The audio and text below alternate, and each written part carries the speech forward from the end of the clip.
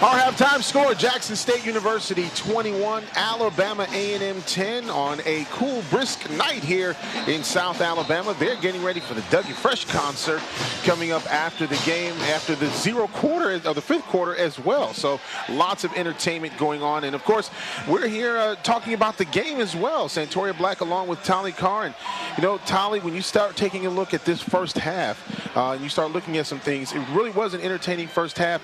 But I think the main thing that you have to look at here is Alabama A&M at the end of that second quarter really didn't look good. No, they didn't. And Jackson State gave them all the opportunities in the world. They had 7 penalties for 61 yards there in the first half, and it really just gave life to a lot of Alabama A&M's drives, but they turn around and give it right back in the second quarter. Absolutely, and of course, you know, taking a look at some of the highlights from the first half of this ball game brought to you by Cricket. Smile, you're on Cricket. This was loaded with some things. First of all, Alabama A&M trying to get a little trickeration going on early. Yeah, fake punt early on. It led to a field goal. They got on the board there, and early they were just getting into the red zone, and we saw Travis Hunter take the little pitch here from Shadura, and that's speed right there. Yeah, getting around the edge, and then it was Jackson State getting on the board, and then here another big special teams play for Alabama A&M, whoop, and then all the way around the end, A&M getting in great field position to try to score once again. Yeah, chose not to kick to him on the first opening kickoff, but the second one they did, and then that blocked field goal by Jackson State University and shutting down Alabama A&M, but at the end of everything, still a big run here, setting up a touchdown. Yeah, it's that 1-2 punch there. You got a quarterback that can run, and then Eaglin, he can definitely run. Had 2 shots at it, gets in there the second time. Shador Sanders then getting sacked.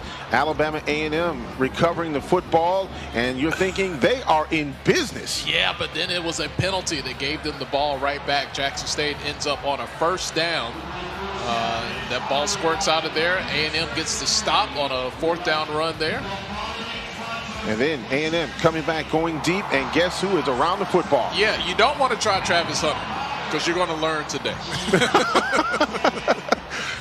Travis Hunter returning there, and then, of course, once again, Shador Sanders going deep into the end zone. Yep, finally his tight end on the previous play, Dallas Daniels, ran almost that same route, not able to catch it, and then the fumble here on the pitch, and that gives the ball back to Jackson State, and this is where things started to go in reverse for Alabama A&M.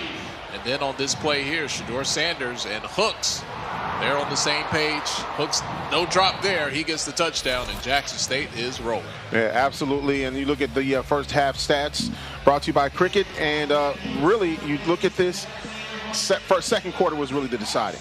Yeah, and, you know, you can't be mad at these stats that Alabama A&M that they're putting up, but the penalties there, and then we talked about this, keys of the game.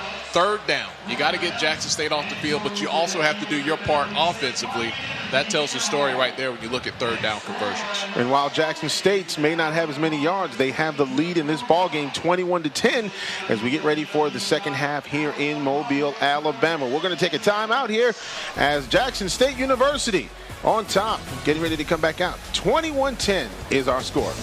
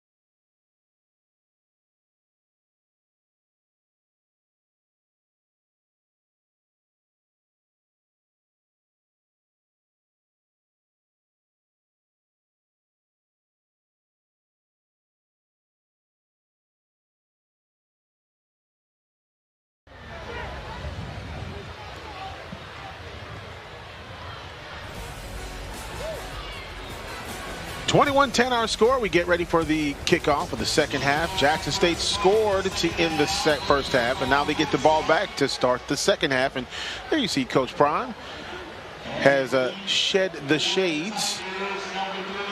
Man, what a halftime. We had both bands out there. The Sonic Boom just wrapped up. We're ready to get back to action on the field. Oh, absolutely, and some great presentations as well. Both schools able to benefit financially from this game.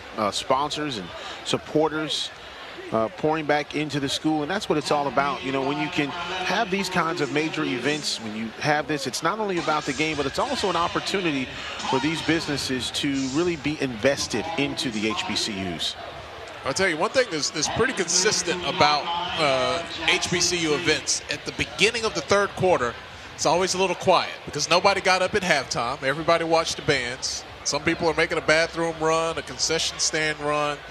Maybe Alabama A&M can negate a little bit of that Jackson State crowd here for the first couple of minutes of the third quarter. Speaking of the crowd, of course, a big run here on first down for Jackson State. Wilkerson on the carry. Bulldogs were trying to signal that there was a fumble there. The referees did not see things that way. Second down and 6 now for Alabama A&M. And all of that shifting and rotating for Alabama A&M. If you're at Jackson State, you got to watch that because that can easily throw you off.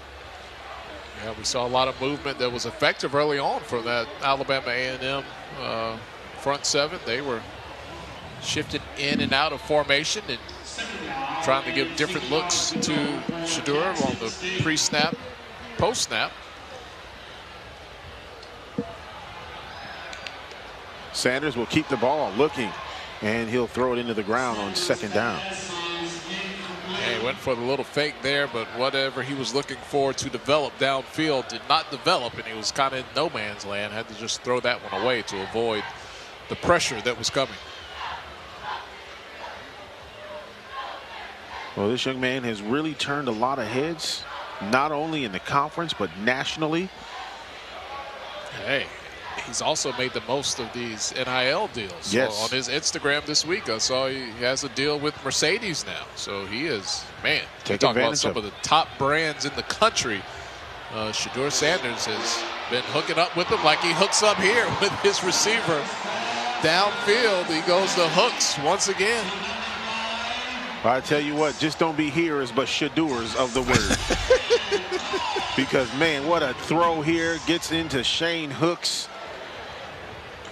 And a first down for Jackson State. I think that is about the 6th church reference from you. You know, you need to start a gospel show. How about that? Oh, that's a little part-time gig. Well, inside jokes. He already has a gospel show. Oh, folks. man. Second down and 6. Sanders looking complete. That's Dallas getting to about the 20-yard line. Yeah, they really want to get Dallas Daniels established back in the offense. He missed last week. Just trying to get the timing and bearings back because you missed that time on the field, man. You gotta make up for it. It's in-game work right here. Here's the throw, and that is going to be caught. Incomplete. They say he was out of bounds. Going back to Shane Hooks. Boy, that has been his primary target today. Saw that little fade developing. Yeah, that first foot, well, both feet were out of bounds. It was right there in the corner, but just a half yard too long. And that comes from that repetition over and over. We talked to Coach Sanders before the game this week with the coach's call. He said a lot of times he's in his car going home, and he looks over, the receivers are going back to get in more work. Incomplete. That pass going to the tight end, DJ Stevens. A little bit low, third down and 10. Oh, just as I bragged on them, putting in all that work, they come up with the drop right there. And yeah, that's a good point. You know, when you got guys that you just get done with practice, coach is on the way home, and what are you doing? You're going back out there to work. And that's the kind of work ethic that you're going to have. You know, these kids who want to go to the next level, you have to have that kind of work ethic. And to dominate on the field, you have to know where your guy's going to go without you having to physically talk about it. This pass is incomplete. No flags on the play. You got to read body language. You got to know where each receiver wants it. Some want it a little higher, some want it a little lower. You've got to have the timing, understand their speed, their ability to get in and out of cuts. And all that comes with repetition, repetition, repetition. Great defense by Moses Douglas, the safety. And now it is 4th down and 10. And yes, Jackson State is definitely going to go for it here. Oh, they have shown throughout the year. 4th down does not scare them, especially when they have favorable field goal position. Not afraid to go for it.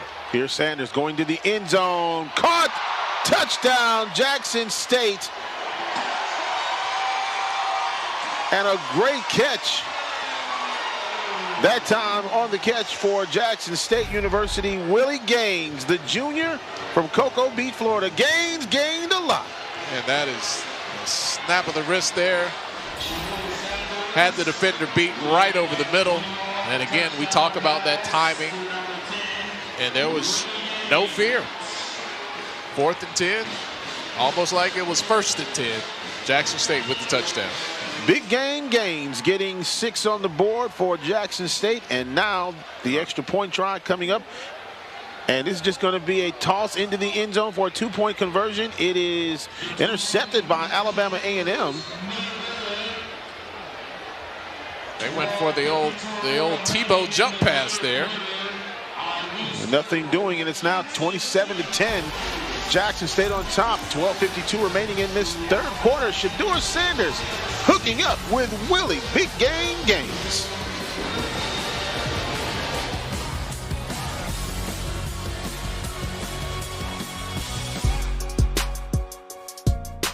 Let there be no doubt. You are ready for whatever comes next.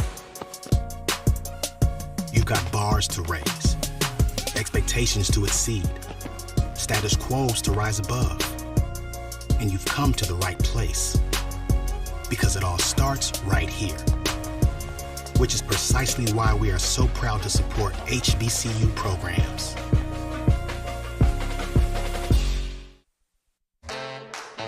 HBCUs are anchored by legacy. They nurture the talent and determination of their students and prepare them for a bright future. The Home Depot's Retool Your School program has and still believes in the excellence of HBCUs, committed not just in speech, but through the revitalization and upgrades of the campuses these students call home. Building, planting, tilling the dream, all hearts and countless volunteers on the ground. Retool Your School. We're powered by purpose. Dad, when is the future? Oh wow. The future is, what's ahead of us? I don't get it. Yeah. Maybe this will help. So now we're in the present.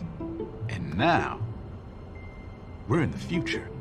The all-electric Chevy Bolt EUV with available Super Cruise for hands-free driving. Dad, Yeah. do fish get thirsty? Find new answers. Find new roads. Chevrolet.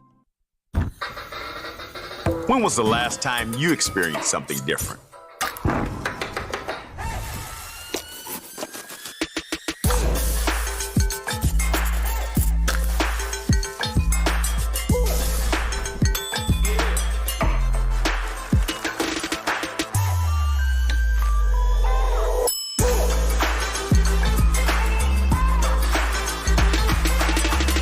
Dig in to support Black-owned restaurants. 27-10 the score. And there you see the stars and stripes of the Jackson State University flag. One of the fans have brought out to the game. And I think you said it right. You know, one of the things you see at halftime, nobody's leaving their seats. As a matter of fact, you get as many people jammed in here as you can right at halftime. And then right after halftime, you're going to get your nachos, your hot dogs, hot chocolate, whatever the case is. And while you were away getting your nachos, Jackson State scored. They struck again. Hey, real quick, man, we have to give a real big shout out to the Hall of Famer, Robert Brazil. He's just been Mr. Mobile this weekend, man, welcoming everybody, making sure everybody's taken care of. Of course, he's a big Jackson State supporter.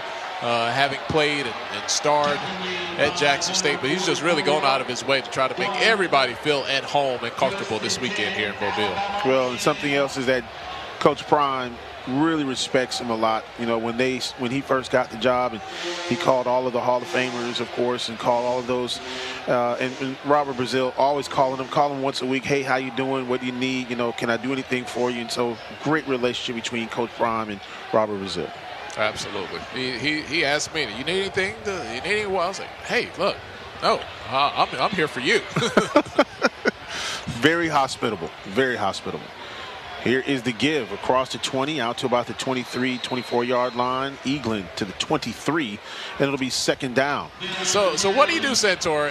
Here, your Alabama A&M, you had a pretty good first half, but now that thing that happens each week, Jackson State kind of lets you hang around a little bit, then they turn up the pressure, and you look up and you're like, oh, man.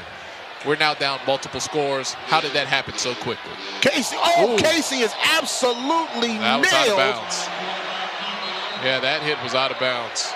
And one of the big offensive linemen going over to help his quarterback away from, I guess you would say, enemy territory. I mean, these things happen within a split second, but yeah. Man, Samson Jackson came right over to help him out, and that was going to be a definite flag. Yeah, and you saw the coach right there kind of talking to his player about playing smart. And there you see the guilty party. Yeah, that was Nugget Warren.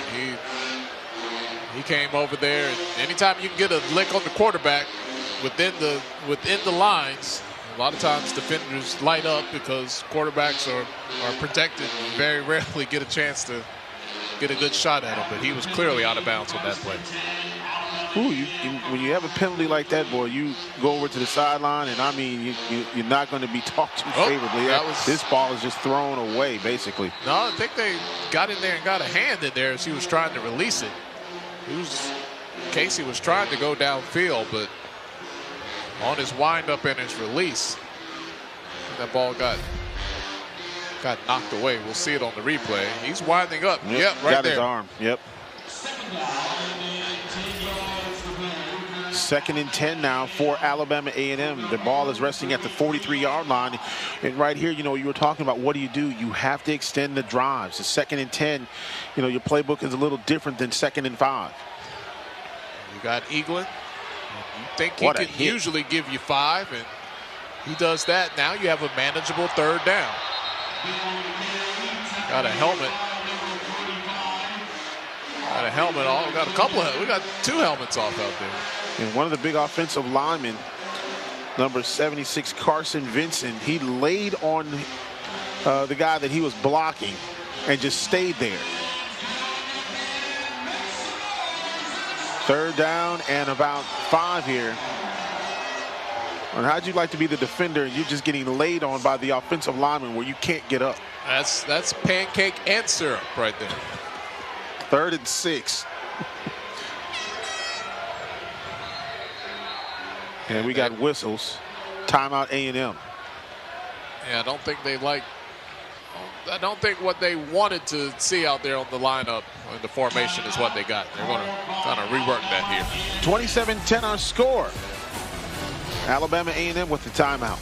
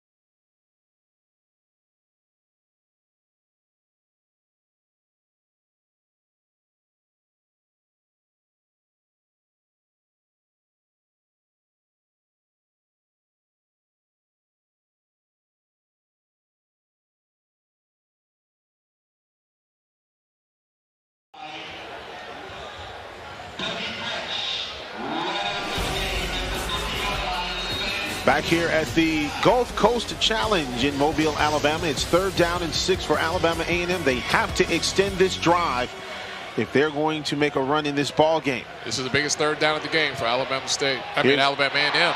Oh, and it's missed. Incomplete pass. In and out of the hands of Isaiah Cox. Actually went out of the hands of the defender from Jackson State, and then out of the hands of Isaiah Cox. There on defense was Isaiah Bolden, the cornerback from Tampa. And they actually changed quarterbacks. Langford came in. Casey was in there before the break, and you don't look to Langford to pass as much as you do Casey. He's usually more the running quarterback. But that was a big 3rd down, and not able to convert it, but still a lot of time to go here in this game. Well, we're going to have more. And you can't put anything past. Had the punter back there, and then they come and lined up under center. Yeah, you can't put anything past Coach Connell Maynor, and there'll be a delay of game. And again, they just wanted to try to get Jackson State to jump off sides by just throwing out something there like, oh, we're not going to punt it, we're actually going to run it. Are we? Are we not? Trying to find somebody a little anxious and jumpy on that Jackson State defensive line, but no takers. 4th down and 11, and A&M will punt the ball away. And if you are the Bulldogs, you have to cover well and not give Jackson the short field. And this is going to be a flag, and I think this is going to be a false start. Yeah. The one thing they were trying to get Jackson State to do, they're guilty of doing themselves. So you had a delay of game when they were trying to get Jackson off sides, and now you get a false start penalty, backing it up 5 yards more. So it's 10 yards in penalty on that one. And when you talk about discipline, the player that was guilty there was also the last player that ran out onto the field. So kind of out of sorts from the beginning on that 4th down. Coach Maynor pleading his case, but to no avail.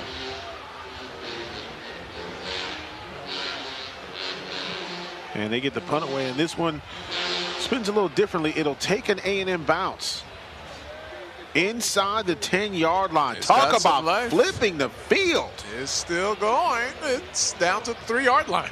Well, if you were going to do something big, that was it. And A&M flips the field, and the punter comes off feeling like a hero.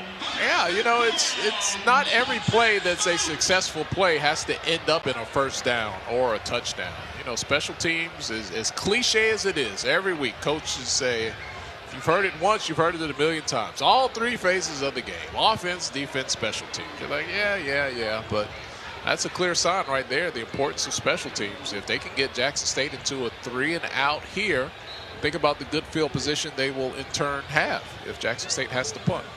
1st down and 10, and the first thing they got to do is make a big stop. And there you see some of the movement and rotation on the line. Out to about the 7-yard line. A clear case of showing Sanders one look before the snap, and right before the ball is snapped, they're shifting into a different look.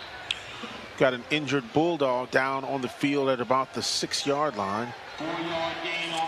And if I'm not mistaken, that is Dre Terry. You cannot afford to lose him. He is heart and soul of this football team. Yeah, he's their leading tackler. He's that linebacker that really gets things done defensively for Alabama A&M. And while they kind of deal with him there, we have a long way to go to decide who the SWAC champion is going to be. But the winner of the SWAC championship is going to meet the MEAC champion in the Celebration Bowl, and that was decided today. North Carolina Central has punched its ticket with their victory today over Norfolk State. So half of the matchup in Atlanta, we're still a ways off. That's December 17th, so we've got over a month to go. We've got a month and 5 days, but we do know North Carolina Central will be in Atlanta waiting on somebody out of the SWAC. That's Coach Trey Oliver? Yeah, Trey Oliver. A Rod Broadway disciple. You take a look at the coaching tree there. Sam Washington, head coach at North Carolina A&T, coached with Rod Broadway. Trey Oliver, of course, he coached with Coach Broadway. Now he's at North Carolina Central. There's some real talented coaches that came under Coach Broadway, who had a very great career before he retired. Of course, he coached in the SEC. He was able to coach at Florida. Took that North Carolina Central team, as a matter of fact, from nothing to something. They didn't even have helmets that matched when he was telling me the story about that. And then went to Grambling and won a SWAC national championship. Yep, A&T having a good year under Coach Washington this year. They're in contention for a Big South championship. They might make it to the FCS playoffs. So that coaching tree is having its fair share of success in the 2022 season. Yep, Sean Gibbs, another very talented coach that came under Coach Broadway. It'll be 1st down and 10 as Jackson State was able to pick up some big yardage and out to the 20-yard line now. A gain of about 4 yards on the play. And that's going to be Wilkerson. And now it's Wilkerson time, because now you can do a couple of things here. You can start running that clock. You can also get him some yardage here. They want to get him as many touches as possible. Yeah, he had a career-high 216 last week. He's definitely in the running for a 1,000-yard season. They would love to see that for the young man who started Santori. He was like number 4 on the depth chart at the beginning of the year. It was like, who's this guy? Coach Prime says, when we're talking to him during the media call this week, and we said, you know, talk about the development of Wilkerson, where he started. I didn't even know who he was. I mean, you know, look. He said Wilkerson. Now, who is that? I mean, literally, Jackson State moved into his new locker room, his new facilities this year. So many players on the team, not everybody can fit into the new locker room. So, you know, some of the players towards the bottom of the depth chart were over in the old locker room, and that's where Wilkerson was. And I think just a couple of weeks ago, they had a ceremony. Yeah, a ceremony. I think they used the Jeffersons theme music, moving on up. Yep. And he finally got to move up to the new locker room. We did it the right way, man. Tell him we were moving on up. We went from the old locker room to the new locker room, and we just did it the right way. Is this your Coach Prime impersonation? Well, I hope it is. I don't know. But I tell you what, really, you gotta get your foot back, man. He but really did it the right way and had it on social media and really celebrated that moment. And I think that the whole team was able to celebrate with him. And it's one of the things that, you know, when you look at all of these coaches in the SWAC, they celebrate big moments like that. And some players, they're not in, you know, they take that differently. Some are, you know, take it and it's really, really a big deal. And others is like, hey, this is the next step up for me. Yeah, and if you're a big fan of Jackson State, and there's a lot of fans out there, a lot of people have become fans of Jackson State. The access and the availability to see what's going on inside of that program. It's really a new thing, man, and it really levels the playing field for exposure. It's almost like it's an interactive experience online with the amount of content coming out of JSU. Sanders escaping pressure. He'll take off with the football across the 20. Sanders finally brought down at the 35-yard line. A fumble on the play, and Alabama A&M recovers. Yeah, you want to see Sanders slide there. He had a bit of an opportunity to get out there. He's kind of slow to get up. I think he's just taking his time. It looks like he's going to. Well, I don't know. He's rolling over here. I thought he was trying to push himself up at first, but as a quarterback, you have to protect yourself. You are the most valuable player on the offense there. Ooh, he got rocked. Yeah, he got it right on the side of the helmet there. And he got it coming from both angles. And they're working with him. See if he can get up and have his wits. His dad and coach are out there and making sure he's okay. Able to walk off. But yeah, you got the slide. Oh yeah. Those 2 yards aren't that valuable. And is now one of his best friends on the team there, Travis Hunter. Shador is really instrumental in getting Travis to sign and make the switch to Jackson State. And I'm sure that's part of their concern is he okay? But I'm sure they're in his ear saying, man, slide, get down. Well, they will put up the tent and go into the back cave to make sure that he is okay. Probably make sure to do a couple of concussion protocol. You know, it's easy to say that from the top because we can see the whole field. You know, his POV, point of view, compared to ours is different. But even if you can't see it, you got to sense that pressure and know when to get down. Little flea flicker, and man, the defense did not bite on that one at all. Yeah, trying to go with the end around reverse right there. And that was discipline for Jackson State, staying within their assignment, not getting lost following the ball and having the misdirection throw you off. When you stay within your lane, within your assignment, you can make the tackle, even with the misdirection. 2nd and 16 now because of that big play by the defense from Jackson State. And here is the give. And this one goes across the 35 down to about the 32-yard line. Nice run by Harold Jemison. Yeah, that's a little change of pace. Not Eaglin rushing the ball that time. With another ball carrier in there with some fresh legs and big strong run that time. And Jemison is very capable with the football. When you look at Eaglin, tall, of course, running the football, it's got speed. Jemison, he'll hit you right in the mouth. Not afraid of that contact. That's going to be close to the first down, and he can just take that initial hit, and he can push off and keep going. And Jemison's not new. He's been around. He's been doing this in the past. 6'1", 228, senior from Nashville, Tennessee.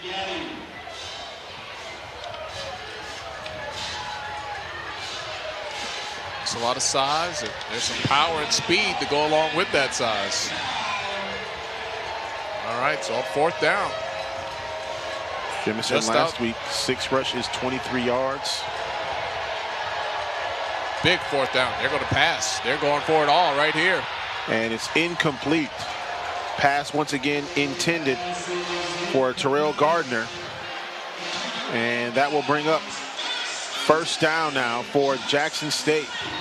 You know, you kind of think about it. You had that success running the ball the last 2 plays. You're only on a 4th and 2.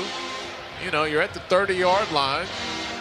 You know, I can understand the concept, no guts, no glory, but can you get 2 yards there and get a fresh set of downs?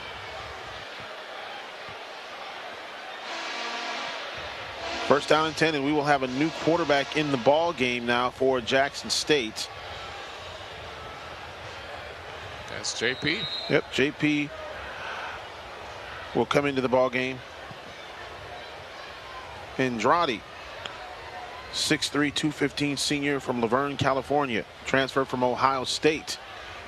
Yeah, didn't get any playing time while he was at Ohio State, but he has got some for Jackson State. He's come in relief of Shador in some of these games when it's been determined, and he's actually, you know, run some plays, not just victory formation.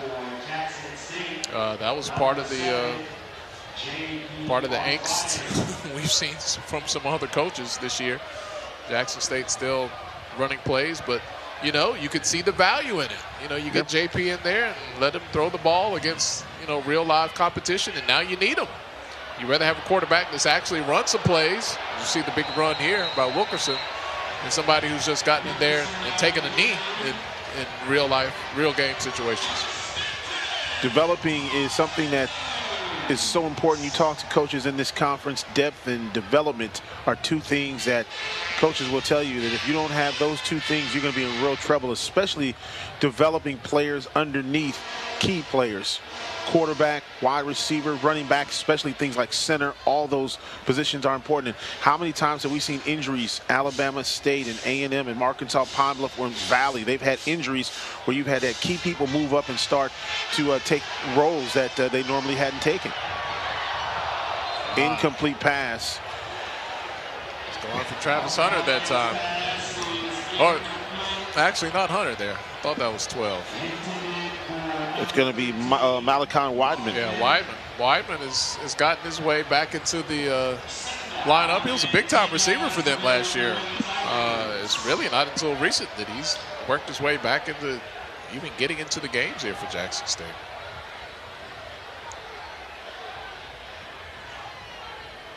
Here's a pass over the 35-yard line to about the 36. So where do you fall on that, Santoria? It's been a conversation in any level of football, but having big leads late in the game and still running competitive plays and not just dives up the middle, even trying to score. Do you find that offensive as you watch a game? Well, I think that you have to remember something. If, let's just say that you have your second team out there. You want to see what they have at real full-blown speed. One of the things that's important is that, in that development stage, and I've had a chance to talk to a lot of coaches about this. What you don't want to do is become complacent with where you are in the ball game and what you may or may not have. Because just like in this case, if you have to go to a quarterback or a center or a wide receiver, are you giving them the necessary reps that they need and then being able to have quality reps at the same time so they're able to fill in that position when they need? The starting center was injured at Grambling, and you had a guy that was able to step up, give quality minutes, did a great job. You look at the linebackers that were injured with Alabama State, quality minutes, guys were able to step up, and you saw what you had behind your starters. And I think that's what's really important in creating that depth. Yeah, we had that issue with FAMU and Alabama A&M earlier in the year. Coach Maynard took exception to Coach Simmons still passing the ball late. Coach Simmons, kind of laid things out, in the same vein that you just did. And, usually when you're winning, it's not that big of a deal. When you're losing, when you're losing, you kind of see it a little differently. Some things I can understand, showboating and things like that, but you got to see what you got. Yeah. Andrade with the pass across the 40 to about the 44-yard line, short of a first down by about 3.5 yards.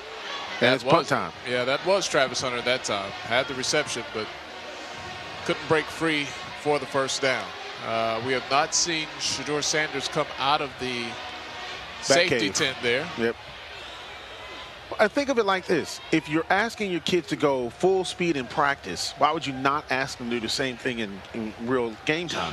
Right. And then, practice is practice. The game is just different. Your body feels different. Your heart rate's a little different. You're a little more nervous. There's a crowd here. It's, practice, of course, is vital and important, but you just can't emulate the game. 27-10, Jackson on top. Dad, when is the future? Oh, wow. The future is, what's ahead of us? I don't get it. Yeah. Maybe this will help. So now we're in the present. And now we're in the future. The all-electric Chevy Bolt EUV with available Super Cruise for hands-free driving. Dad, Yeah. do fish get thirsty? Find new answers. Find new roads. Chevrolet. Let there be no doubt. You are ready for whatever comes next. You've got bars to raise, expectations to exceed, status quos to rise above. And you've come to the right place. Because it all starts right here. Which is precisely why we are so proud to support HBCU programs. Some college players give it their all. But when I say player, I don't mean the ones with the ball. I mean the ones that play drums, the brass, the woodwinds. These players bring excitement to the stadium. Because for them, halftime isn't a break. It's game time.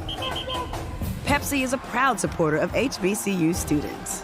Pepsi and HBCUs. That's what I like. When you join the HBCU family, you become part of the tradition of breaking barriers in your community, breaking ground in your career, and bringing it with everything you do. From how you look to how you move in the classroom, on the court, and on the field. That's why Academy Sports and Outdoors is proud to celebrate the HBCU legacy and all those to add to it in their own way. 27-10 our score. You see folks bundling up a little bit. Some fans have decided to go out and have a little tailgating fun, but a lot of fans still here in Lad Peoples Stadium in Mobile, Alabama. Hey, they got the Dougie Fresh concert on the way. Man, that's in my wheelhouse and yours. See, I actually know and understand, and I can tell you some of his music. Dougie Fresh and the Get Fresh crew. You've got to give it up to Dougie Fresh. He's been doing concerts since the 80s. Oh, yeah. Like regularly. I don't care what city you're in. You listen to the radio, you're going to hear a Dougie Fresh concert is coming to town. Oh, yeah, no doubt. Like you said, cashing checks, making sound effects. 2nd down and 10 here for Alabama A&M. 3:26 left to go in the 3rd quarter. Pass out to about the 39-yard line, and that's going to be out to Isaiah Cox. And he is not only a receiver, but a dangerous return man. And, you know, when you talk to Coach Maynor about him, this is a guy that has tremendous speed and breakaway ability. Oh, yeah, he showed it on that kick return. You have to respect his ability to move and create space for himself, and his shiftiness as a runner. He is definitely one of the more dangerous returners here in the SWAC. Playing in front of his family here that's here from Jasper, Alabama, and man, that was a hit. Casey just got leveled by Davis. Casey's taking some big hits here in this game. He decides to take off and run, and he's just met right there in the pocket, and that was clean. Good tackle. He'll feel that one tomorrow. He might be feeling that one right now. See, he's coming over to the sideline. Yeah, they're going to talk with him for a minute. Looks like his shoulder, maybe. Yeah, the way he's holding that. And so Langford will come back in, and here's the give to Donovan Eaglin, who's been relatively quiet this half, and great leadership on the for Alabama A&M, because there was a little pushing and shoving, and as one of the Michael White came over, the wide receiver, after doing a little pushing and shoving, and he was met by a coach with a very loud tone. Oh, Langford was unloaded on as he threw the football. Yeah, that route. The quarterback thought out, receiver thought in. And then Langford went down. Oof, right there.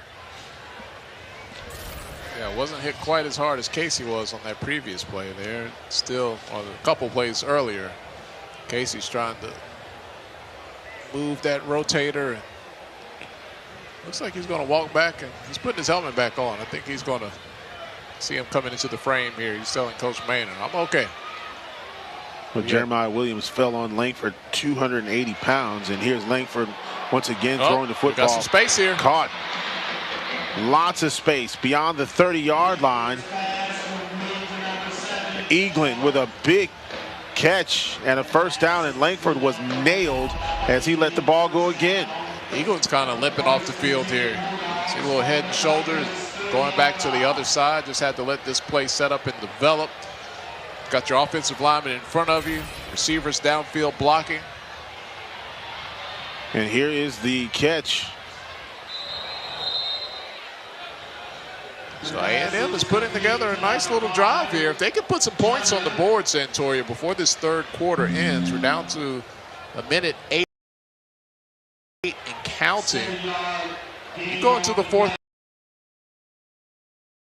quarter, 10-point game. We don't know what the quarterback situation is going to be for Jackson State. We have not seen an opportunity for Shedeur Sanders. Don't have an update on him, but I see J.P. Andretti is still down there warming up, taking the snaps and throwing.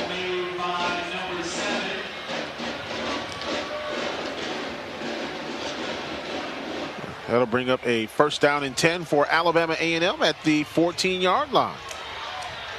32 seconds left in this quarter. Still plenty of time in the backfield. Harold Jemison Getting a new call in from the sidelines here. Play clock is under 10. Finally get the snap. Langford escaping pressure, getting down to about the 13-yard line. Gain of 2 on the play as we are going to wrap it up here for quarter number 3 here in Mobile, Alabama. Jackson State University was trailing at one point 10-7. 20 unanswered since that point. They now lead 27-10 as we get ready to go into the 4th quarter. Shedeur Sanders putting together a great throw, great catch on the other side. Willie Big Game Games.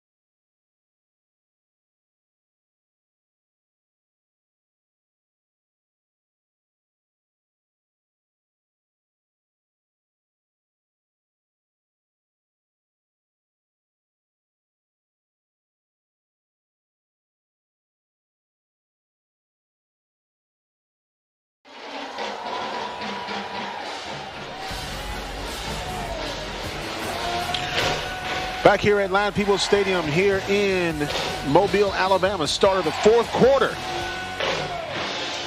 The Jackson State University Tigers on top 27-10. And this pass is incomplete to the back of the end zone as Langford had nowhere to go. Everyone was covered downfield. In this drive, that looks like 2 plays where the receiver and the quarterback were seeing different routes.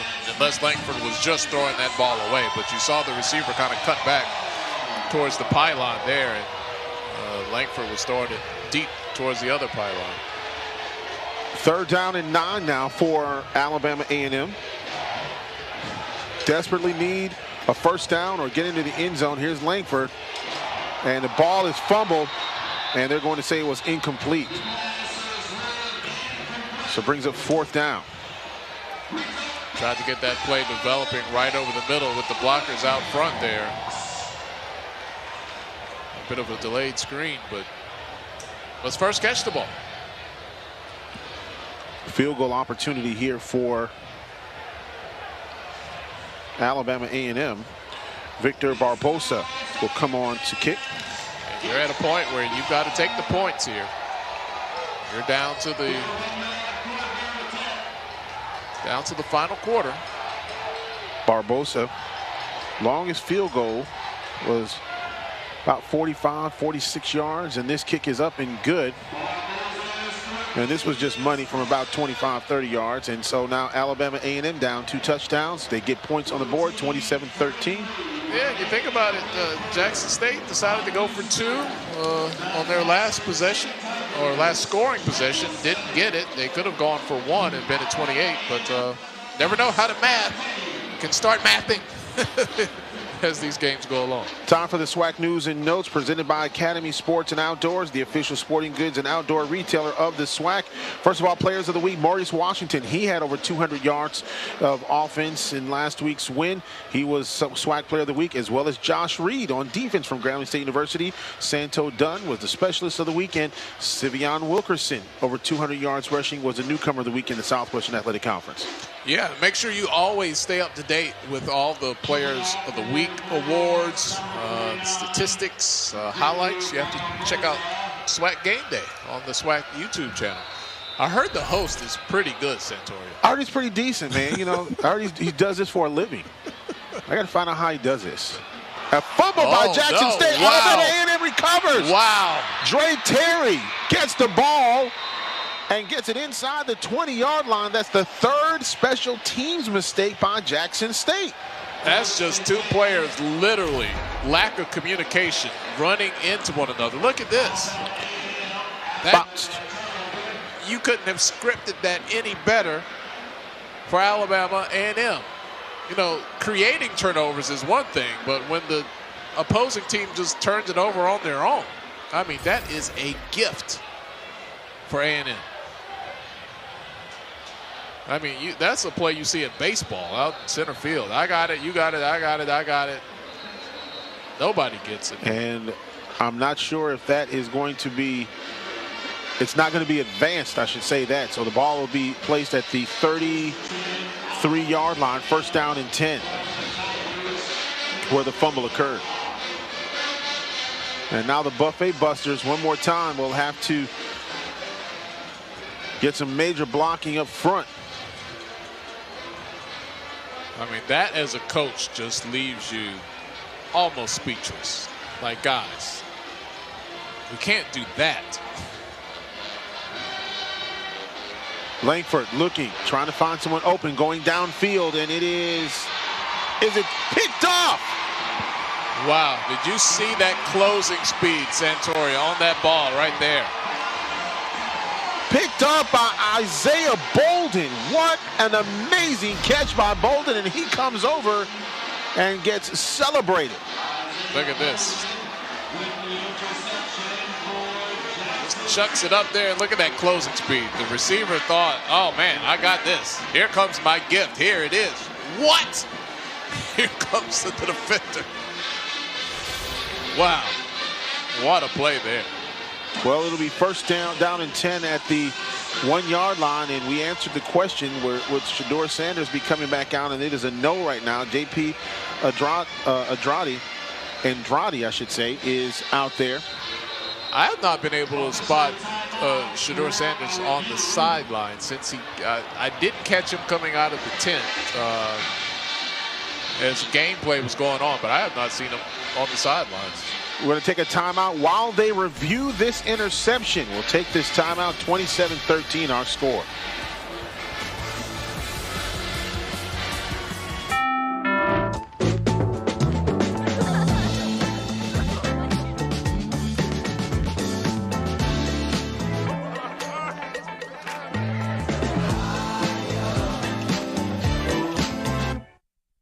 Dad, when is the future?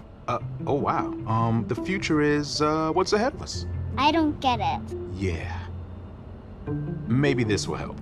So now we're in the present. And now, we're in the future.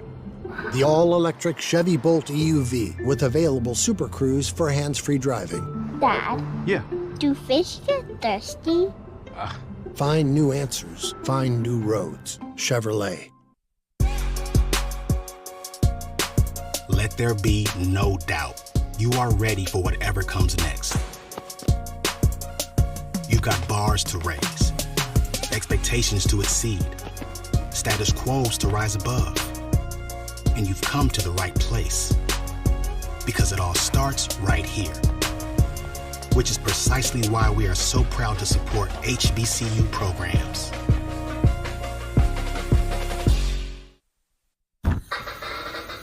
When was the last time you experienced something different?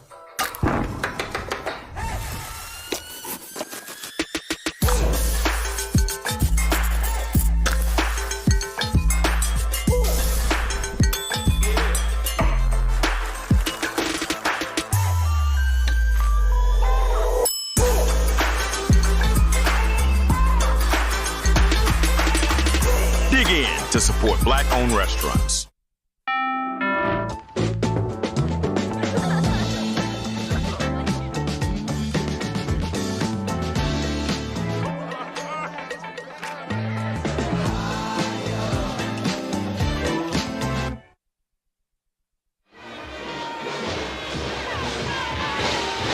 The cheerleaders entertaining the crowd here, 27-13. But one thing that Alabama A&M is happy of is that was ruled not an interception. It was overturned. They were reviewing it during the timeout. And Alabama A&M is going to get the ball back, and that's going to put them in favorable position here. 14:28 to go. Let's take a look. You see Bolden closed on it. Hard to see from that angle, from that reverse angle, but get a little better look here. Santoria and has his hand. Ooh, right there, you saw the bottom of that football hit the ground. Boy, that's close. That's close, yeah. Great camera work there by our guys. First or second down and 10 now. Here's Eaglin, 30, 25, getting down to the 20-yard line. He fumbles the football. It's still on the ground, and Jackson State comes away with it. Can't make this up. 40. Look at this. Midfield. Jackson State with the football on the Alabama A&M side of the field. And guess who that is? Isaiah Bolden. Well, they took away his candy earlier, and now he gets it back. Oh, wait, we do have a flag though. Let's see what this is. Let's see a helmet on the ball, and then it's just a game of hot potato at that point. But the official is standing over the flag. Maybe holding? There you can see Bolden. This has been the most back and forth game of error meets error. Bizarre twist. It's holding against Jackson State. But it was after the fumble, so Jackson State will retain the possession, but they will mark the penalty off from the 26-yard line where the hold occurred. So the ball was going to be inside the 25-yard line on the Alabama A&M side, and now it goes back to the other side of the field for Jackson State, right at about the 17-yard line. You know, this is just one of those grinded out games. You know, I find it interesting, Santoria. We talked to Coach Sanders during the week. He talked about one of the things he likes about his offensive linemen. He likes them to be even keel emotionally. Oh, yeah. And look at the way this game has gone back and forth. You score, they take it away. You intercept the ball seemingly. It gets reversed. This game, just watching it as a fan, you're so high, so low emotionally, depending on who you're cheering for. As a player, like, you really have to just stay in the moment, man. You can't get, because it's changing and swinging so wildly. You'd be all over the place emotionally. These guys got to be emotionally stable. 3-3, 3-8. They got to think on their feet. They got to do well. They got to catch the darn ball. All right, what just happened here? Fumble. JP was going to the line to maybe audible something or communicate at the line, and then they just snapped the ball. He was not even remotely ready for the snap. You see here, he was just walking up to the line. And, that's a new quarterback into the game. Center's not used to his voice, his cadence. Injured player down on the field once again, and this looks like Dre Terry again. That's the second time we've seen. Not positive, but it looked like Dre Terry just from the first glance, number 9. Boy, if it is, he is a valuable part of this defense, not only for the defense, but emotionally for the team. He is really, really a great leader for this team. And so he was out there on special teams with the, scooping up the fumble. Looks like that's number 9 from this viewpoint. Yeah, that's definitely 9. Yep, straight Terry. Yeah, he's the transfer from East Carolina University. See Coach Maynard coming out to talk to him. He's from Roanoke Rapids, North Carolina. A little farther away from home now in Huntsville, Rocket City. And this, I tell you, Santoria, in the midst of us talking about the swings of this game, here's almost another turnover.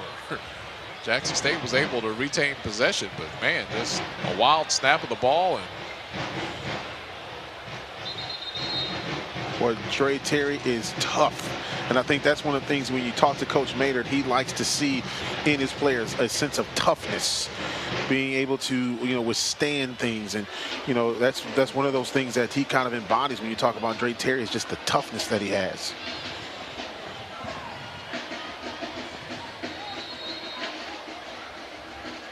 All right, what's this Jackson State offense going to look like under JP here? We'll see with this pass here. JP Andrade with the pass, and it is incomplete. Yeah, the receiver fell down. Feet got tangled with the defender there. But he's not gun shy. JP's not going to come in here and just hand the ball off. He's looking to move the ball down the field and run the same offense that Shador, who went out with the apparent injury after taking that. Oh, he took a lick. Andrade looking incomplete. See, kind of almost short armed that a little bit. It was like, my receiver is so open, I got to make sure not to misfire here. And just wasn't a natural throw right there. Andrade couldn't get it to him, to the receiver Weidman. Jackson State will punt the ball away. And we've got another player down for Alabama A&M. Now, in the summertime, you see cramps because of the heat. You can see the same thing sometimes in the winter. Muscles contract a lot more because it's just cold. Yeah. And this game has been, man, each possession, it has felt like the weight of the game has been on each possession with these wild swings of turnovers and, just things that you just don't normally see with the amount of frequency. Elijah Eberhardt, the cornerback from Cincinnati, the transfer from Bowling Green, is the injured player. Yeah, A&M had a lot of luck through the transfer portal. They brought in a lot of transfers, a lot of players from the FBS level over the summer into this program, and really flipped the roster in many respects.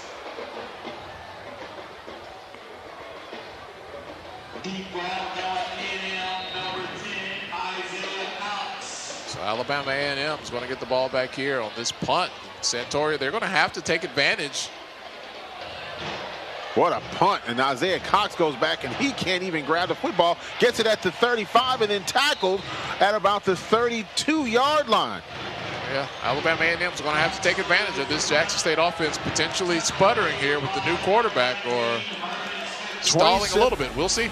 27-13 to score. Jackson on top.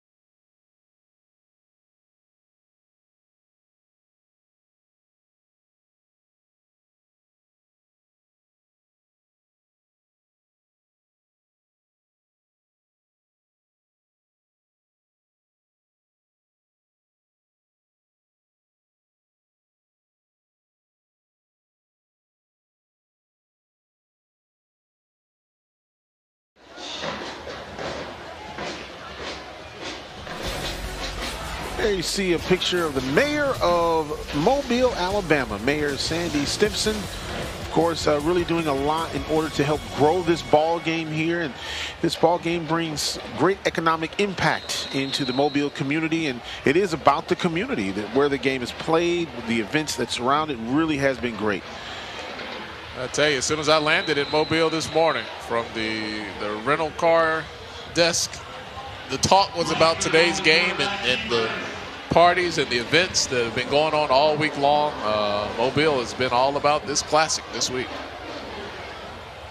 And it's not done. I think I heard the Osley brothers are going to be here. Oh, jeez. I think the Osley brothers tonight. We got Dougie Fresh after the show. There's plenty of excitement to go around. Look at this. It's going to be a big first down. And that's a pass from Langford going out to Jemison. Yeah, found him in the flat. See right here, doesn't have any defender near him. That's able to pick up the first down. Gets out of bounds. Jemison once again answering the call across the 50, 45, gets to about the 44-yard line. He is a bruiser.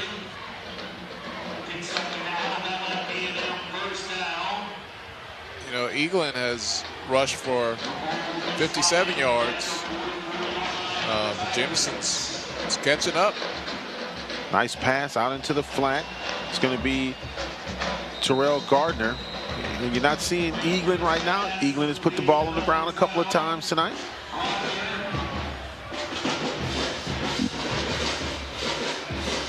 Had one instance where the pass was behind line of scrimmage, hit him in the face mask. So.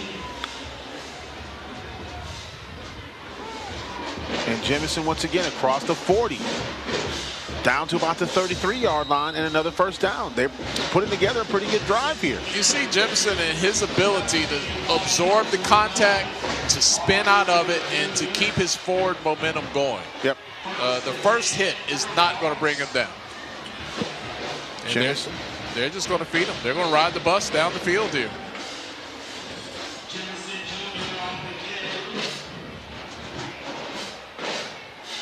One thing about running the ball, it does keep the clock moving. Yep. Doesn't take long for that clock to get short on you. We're down to 11:30 left in the game. But it's only a 14-point difference. If they can get a touchdown here in the next 2 minutes, that gives them plenty of time to get a stop with not the starting quarterback in there and maybe have a game-tying drive on their hands. Langford will keep the ball, gets across the 25-yard line to about the 23. And even though you don't have your starting quarterback right now, Shedeur Sanders took a big shot. We haven't seen him since. This is still your starting defense. Yep. The expectation of them is to not let Alabama A&M drive down the field like they're doing right now. 3rd down and 3 now. A big possession for Alabama A&M. One of your keys to the game, you have to win 3rd down. Will they win it here? Here is the give. That was very close. It looks like Eaglin on the carry. Could be right on it. Could be half a yard short. Let's see what the officials say. That's close. He might be a half-yard shy. I don't see the chain gang moving. They're not. And they get the first down. Had to work for that one. That's going to move the chains. Gaddy on the tackle, but great job by Langford. All right, trying to play with a little bit of pace here. That clock's down to 10 minutes. They still need 2 scores. Here's a give to Eaglin. He wants to redeem himself because he's had an up and down game down to the 7-yard line. 9:48. Tick, tick, tick. That Jackson State defense looks tired. Going to take a timeout here. And Coach Braun comes out onto the field to meet the defense.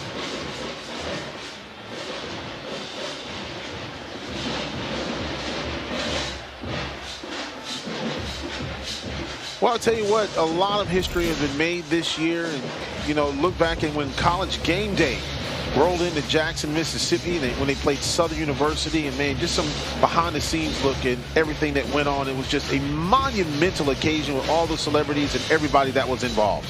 Yeah, that was really a big weekend, and the weather really held up. The forecast initially was for rain early in the morning during the game day broadcast. The rain held off till later in the game, so people were able to come out and enjoy it. Of course, you had the big battle of the bands the night before. Anytime you have the human jukebox and the sonic boom of the South, you know they're going to have to decide things a couple of different times before the weekend is over. And then just to have college game day here is such a big thing. Great weekend it was at Jackson State. Lots of attention to Jackson State and the SWAC and Eaglin across the 10-yard line down to the 8. So even though they're in the red zone, they can get another first down without scoring. Of course, you want to get the touchdown as quickly as you can, but if you can get a fresh set of downs inside the 10-yard line. Eaglin is hit. Not sure if he got the first down from where the line judge is standing. He's a yard short. Got to credit Jackson State on good defense on that one. So that's going to bring up third down or fourth down. That was the third down. This fourth down will be a little bit longer. It's 4th and 2.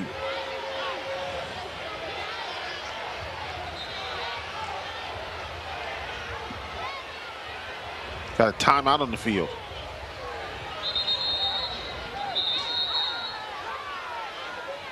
Well, I thought it was a timeout.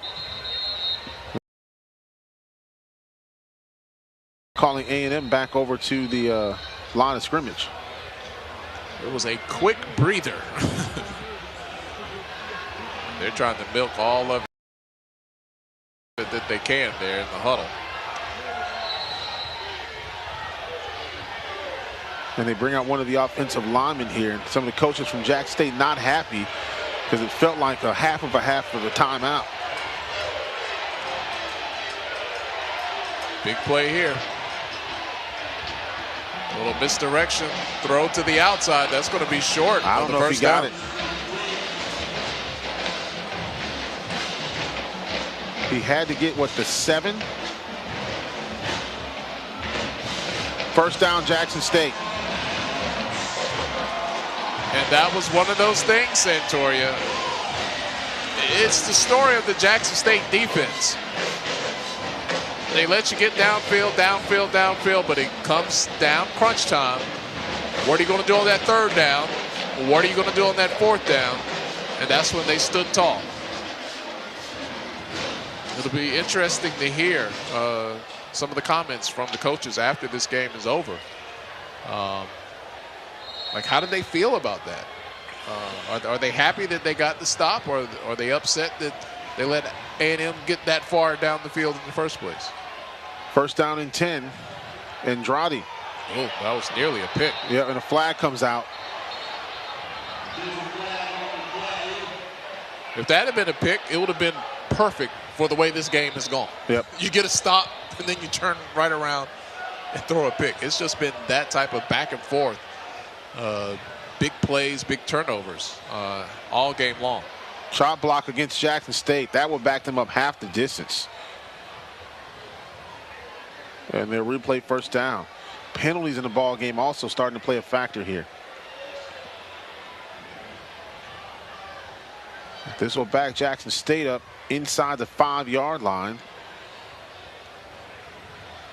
I'm not going to pretend to be smarter than the Jackson State coaching staff. I couldn't play dead in a cowboy movie, but I would think you might want to get the ball to Wilkerson here, maybe give him a little bit of room, especially after that last pass there by JP was.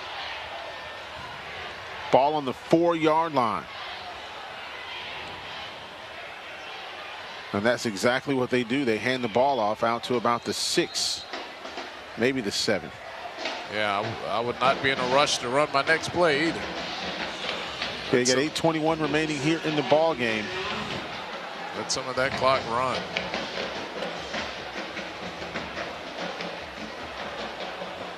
Jackson State coming into the game 9-0, undefeated in the division as well and in the conference. And this tackle made behind the line of scrimmage. And on the tackle for Alabama A&M, that is Dorian Wesley from Woodhaven, Michigan, transfer from the University of Toledo. Yeah, see, Alabama A&M still has to score twice. Yep. Jackson State does not have to score anymore. They just have to make sure they don't provide an optimal situation for A&M to score. And part of that is giving them a lot of time. So they're letting that clock run here. They're getting all they can get out of it. 7:28 and counting. Andrade with the pass, complete across the 10, 15. And that's going to be a first down for Jackson State University. Well, I should say a little short of a first down. It was almost there. That was one block away from moving those chains. Rico Powers, 6'2" wide receiver from Atlanta, transfer from South Carolina on the catch. Well, it depends on the spot. They actually gave him a good spot, so that's going to be a first down. Wow. Generous spot by the officials, and it's a first down for Jackson State. Saw Hooks right there, was thinking about giving a big block right there. Andrade throwing the ball. Hooks coming back forward and can't hold on to it. They wanted the flag there. It seemed like had the arms of Hooks wrapped up. They don't get it. See the replay here. Turns. Oh yeah. Yeah, that was. He had his right arm. It appeared to be that way. He had Hooks hooked up. Yeah, that was to Gabriel Floyd there, safety. 6:35 remaining in the ball game. Andrade will hand the ball off. Tackle made behind the 20-yard line at about the 17. Wilkerson on the carry. On the tackle for Alabama A&M, that is going to be number 50, Demetrius Biambi, the linebacker from Coral Gables, Florida.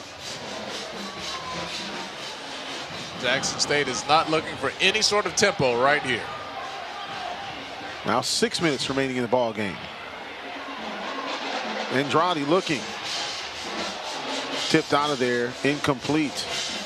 No flags on the play, and that'll bring up fourth down. That's going to stop the clock at 5:59. Alabama A&M, whatever they're going to do, they're going to have to do at least one of these scores quick. Were they to get 2 scores, they're going to have to get one of them quickly.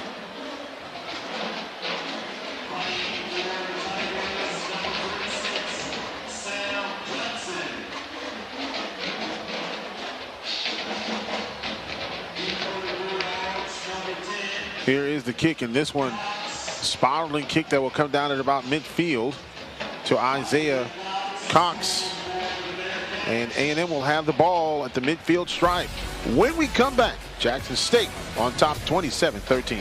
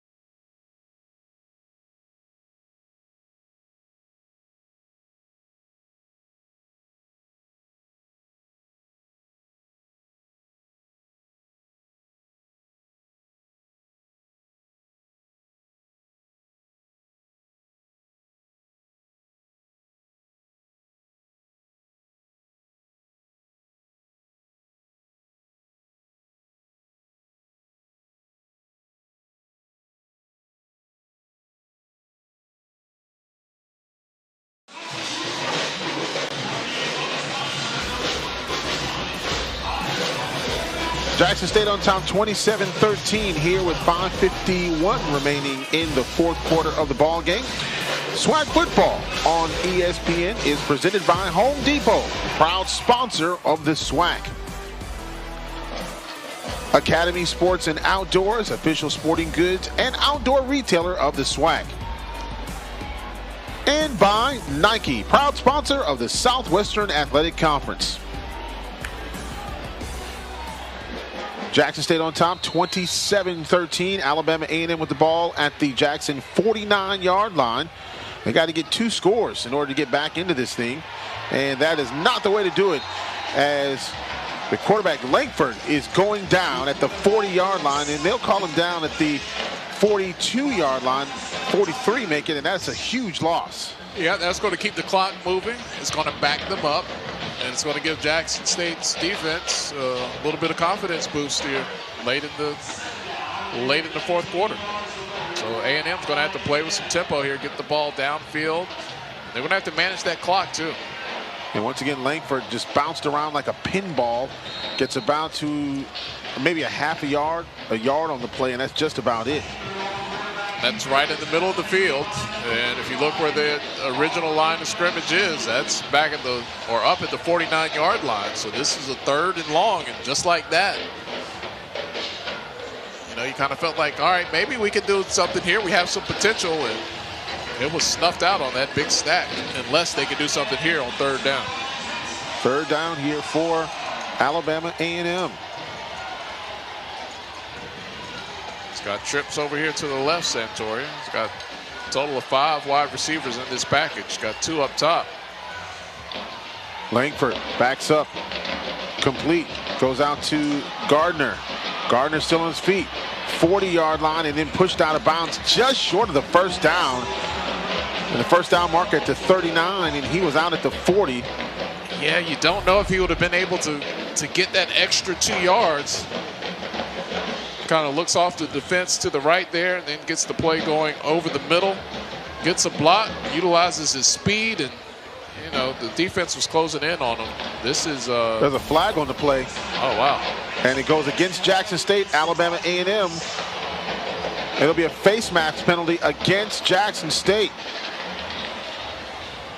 That's a 15-yard gift right there. Merry Christmas.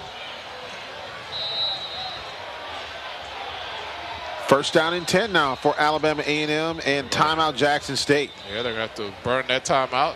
Had a personnel issue trying to get somebody off the field. Had a little mix-up of who was in and who was out. If they don't call that timeout, that's another penalty if they snap that ball while he's still on the field. Coach Prime talking to the field judge right now. And now the line judge, she wants to have a little conversation. So now for Alabama A&M, they're in a little bit better field position. Last time they drove down, they were deep inside the red zone. 4th down, couldn't cash in. Now they're in position now where it's 1st down and 10, right around the 26-yard line. And if you're A&M, you got to cash in on this one. This is the game here. You got to score on this drive. Because they looked to be in a very bad way on that 3rd down, but they got to within 2 yards of it, then they got the rest of it on a penalty. What are they going to do here? 1st and 10, there's 4:17 to go, and just outside the red zone. Clock is definitely a factor. They've got 14 points that they've got to put on the board if they want to tie this thing up. 4:17 left. Jackson making some adjustments. Here comes the pressure. Incomplete on 1st and 10. So you had the edge rush. The defender is untouched. He's putting the pressure on. You can see why that pass was a little behind the receiver there. 4:12 left in this ball game. It does stop the clock. 2nd down and 10 now for Alabama A&M.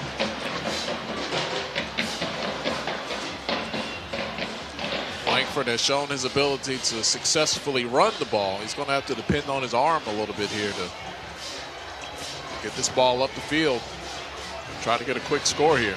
They're looking at Dwayne Taylor, offensive coordinator, and here's the throw. It is incomplete. No flags on the play. Had that ball behind the receiver. The route was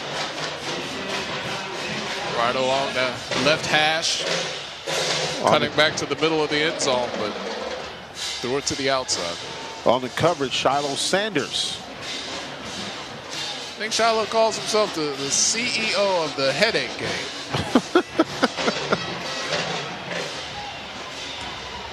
Big 3rd down and 10 now for Alabama A&M. 4:07 remaining in the ball game. Well, all these 3rd downs have been big for Alabama A&M. Again, pressure off the edge. Oh, on the hands. Oh. Terrell Gardner, the intended receiver there. And the last 3 plays, we've just seen edge rushers and pressures unchecked, which hurries up Langford on the pass. But this one, man, it hit the receiver where you want to hit him, in the hands. Well, this could be the ball game here. Langford facing 4th down and 10 at the 26-yard line. And you can see Jackson State backing up right now, defending all the receivers. See if they can get that pressure off the right side here. Here's a throw to Gardner. Gardner still on his feet. He's trying. He's got to beat the whole team to get to that 1st down, and it looks like he's going to be short. He's going to be down at about the 18-yard line, and that's going to be well short of the 1st down, down by about a yard or 2. And for the 2nd time, Alabama A&M is denied getting deeper into the red zone, and that could be the ball game with 3:51 left in the game. Alabama A&M has had their chances. They have had multiple chances to get back into this game, and we've seen the last 2 drives. I mean, right inside the red zone, but comes down to a 4th down that they just could not convert. Well, I'll tell you what, Jackson State University, if they can pull off this win, they will breathe a sigh of relief. Here's a run across the 20-yard line to about the 21, and for a number of different reasons. One, of course, Shador Sanders not in the ball game after being injured. Second reason, obviously, is Alabama A&M. They were turned away defensively inside the red zone twice, which could have tied this ball game up. And this has just been, it's not over yet, but it's definitely the favorability of Jackson State winning is really high right now. Every week's not going to be a blowout at a track meet. You're going to have to grind some out, and this was a grinded out victory. A victory in the making, we'll call it, for Jackson State. Andrade with the handoff. And that's going to be near a 1st down. Yeah, Jackson State at this point, they want to move the chains, keep the ball in the field of play, and keep the clock moving. On the run for Jackson State, Santee Marshall. Yeah, Santee was the starter coming into the season. He had a couple of fumbles early in the year, which opened up the door of opportunity for Savion Wilkerson. He's taken advantage of that, but Marshall is still a weapon that, when needed, can be called upon for Jackson State. JP, look at quarterback keeper, sliding and getting a 1st down. That's exactly what you want. 1st down, don't go out of bounds, get down, keep the clock moving. They'll take it down to the 2-minute. 2:13 remaining in the ball game, and that could just about do it with that 1st down by Jackson State. Yeah, see, even some of the Jackson State fans I think they might be looking forward to getting back to the car and turning the heat on. Some of them will stay for the Dougie Fresh concert. Some of them will not.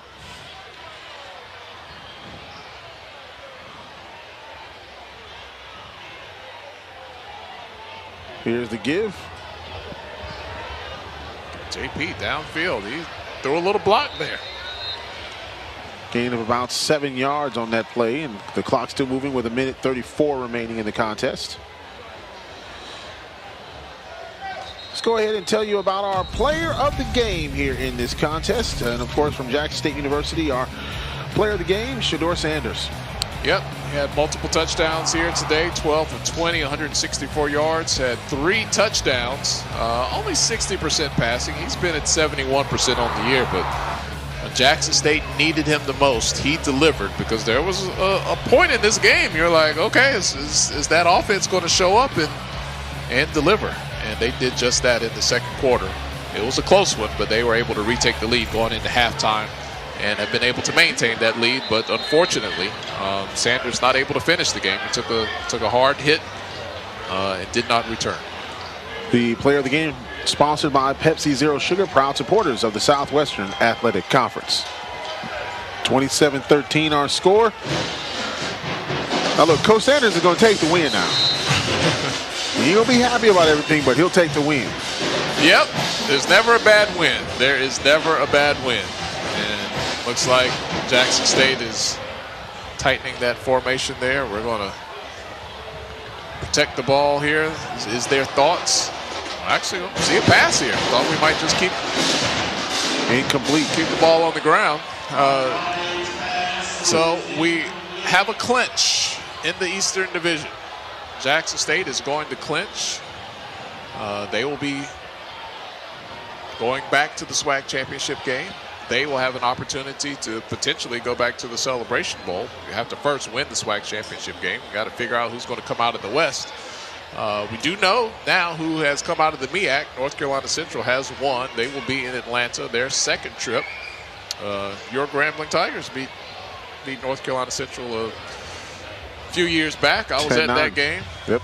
That was one of those ones where you thought one thing was happening and then something crazy happened and Grambling held on for the win. A penalty pushed Central back to a long extra point that they ended up missing, which would have tied the game. So crazy swing of events there, but Central will get another chance. North Carolina Central back in the Celebration Bowl. And A&M will take their final timeout, if I'm not mistaken. Oh, they've got 2 left. So they'll take a timeout here with 36 seconds remaining. Yeah, it was a 10-9 ball game, a nail-biter, as a matter of fact, in Atlanta. Jackson State will not only clinch the East, but they will host because of their record. Worst that they can do is 9-1 overall and 1 loss in the conference, and they would win all tiebreakers. And so they will host the SWAC championship game. But they've got to take care of business next week against Alcorn State. And look, if you're A&M after the last 2 weeks, you've really had some issues and problems. You know, the game against Alabama State, that was really a big game. And, you know, they felt like they had won that game. And, of course, the game against Mississippi Valley, here against Jackson, you twice in the red zone, you don't get into the end zone there. And cost you a couple of touchdowns. We could have tied this ball game up, possibly even taken the lead. But if you're A&M, you could look at this game. There are things that you could build on. Oh, yeah. You like the effort that you saw from your team. There's just a couple plays here and there, some of those third downs and some of the penalties that you had that could really have changed the complexion of this game as we wind down here in Mobile. Definitely has been a pleasure. I know, man. We got you out of the studio, got you back on land at the game. You just, you know, I'm sitting at home. I'm like, Santoria left me, man. He's working with all these other people. Good to see you again, man. Good to see you too, brother. Final score, 27-13.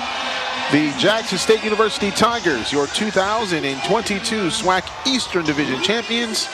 And the two coaches meeting and hugging, shaking hands. A lot of respect for one another. And head coach Prime will take the win, but I'm sure that there are a lot of things that he is going to have conversations about as they get ready for the concert here with Dougie Fresh. Some of the crowd will stay here, no question about that. Big game here for Jackson State University. Yeah, it's going to be a lot of questions heading into their final game.